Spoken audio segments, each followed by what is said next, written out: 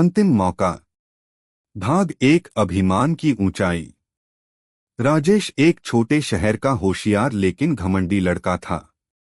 पढ़ाई में अव्वल, खेलकूद में तेज और बोलने में धारदार।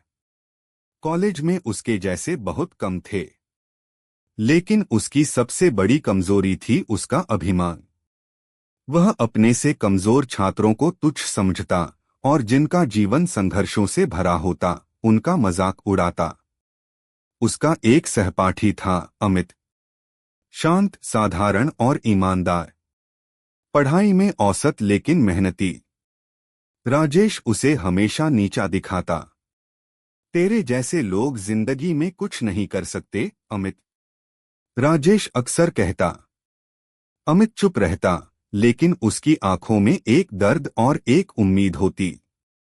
भाग दो, चूक और पछतावा। समय बीता। राजेश की अकड़ और घमंड उसकी जिंदगी पर भारी पड़ने लगे।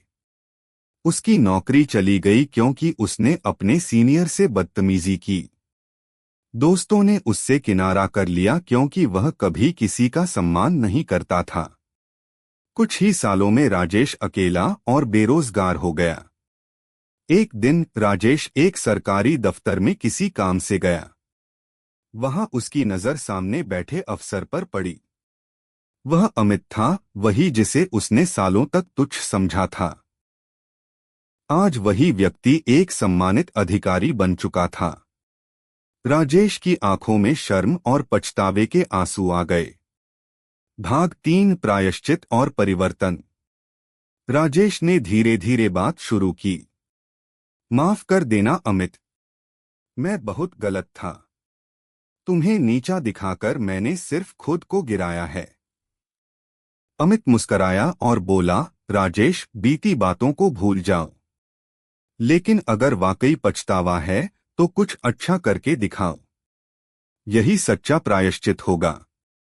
उस दिन के बाद राजेश ने अपनी जिंदगी बदलने की ठान ली। उसने छोटे बच्चों को पढ़ाना शुरू किया जिनके पास स्कूल जाने की सुविधा नहीं थी। वह खुद भी नई चीजें सीखने लगा और कुछ ही वर्षों में समाज सेवा के क्षेत्र में एक जाना-माना नाम बन गया। भाग चार, नई पहचान। एक दिन एक सम्मान समारोह में राजेश और अमित दोनों को बुलाया गया। मंच पर राजेश ने कहा, मैं गिरा, संभला, फिर चला। अमित जैसे लोगों ने मुझे माफ किया और प्रेरणा दी। पछतावे से जो आग जली उसने मेरी आत्मा को शुद्ध किया। और अब मैं अपने प्रायश्चित को कर्म के रूप में जी रहा हूं। सारा हॉल तालियों से गूंज उठा। सीख है, घमंड आपको ऊंचा नहीं, नीचे गिराता है। और सच्चा पछतावा केवल आंसुओं से नहीं, कर्मों से साबित होता है।